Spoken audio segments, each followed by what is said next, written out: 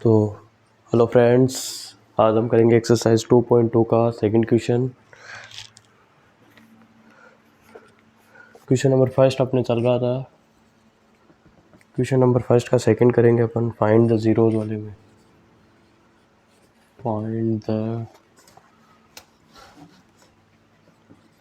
The zeros.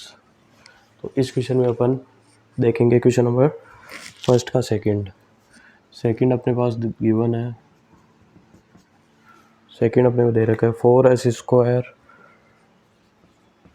Square minus 4s plus 1।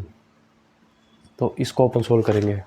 सबसे पहले तो अपन देखते हैं कि इसको स्प्लिट करते हैं। 4 और 1 को मल्टीप्लाई करते हैं तो 4, तो ये 4 आया। अब अपन को ऐसे क्या जोड़े या घटाए कि मल्टीप्लाई करने पर 4 और जोड़ने या घटाने पर 2 आना चाहिए।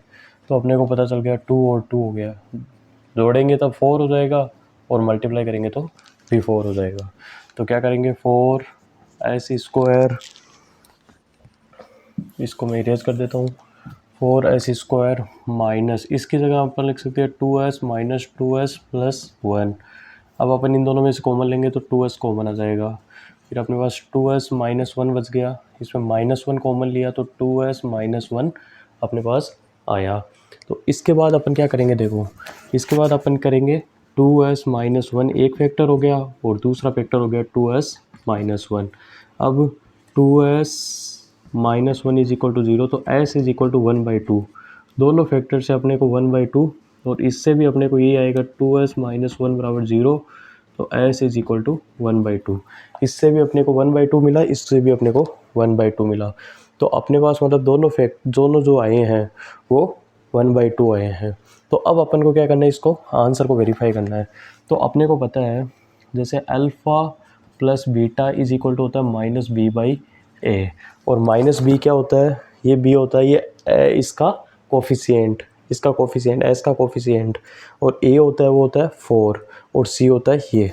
तो अपन इससे पहले अपना आंसर वेरीफाई करते हैं। तो सबसे पहले alpha plus beta is equal to, alpha अपने पास ये हो गया, एक बार अपन ये मान लेते हैं ये हो गया अल्फ़ा और ये हो गया अपने पास बीटा, ये हो गया बीटा।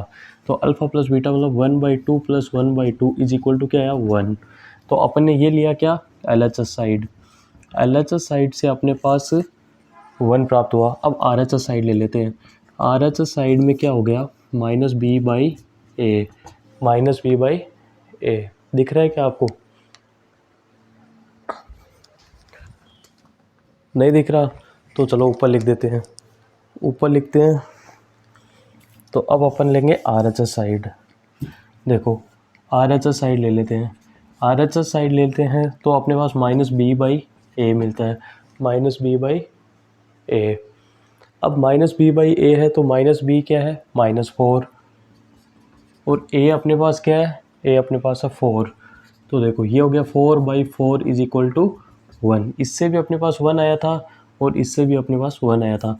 तो इसका मतलब LHS is equal to RHS आया, LHS इक्वल टू RHS। अब देखो सेकंड टर्म समझते हैं। सेकंड टर्म होता है alpha beta is equal to c/a।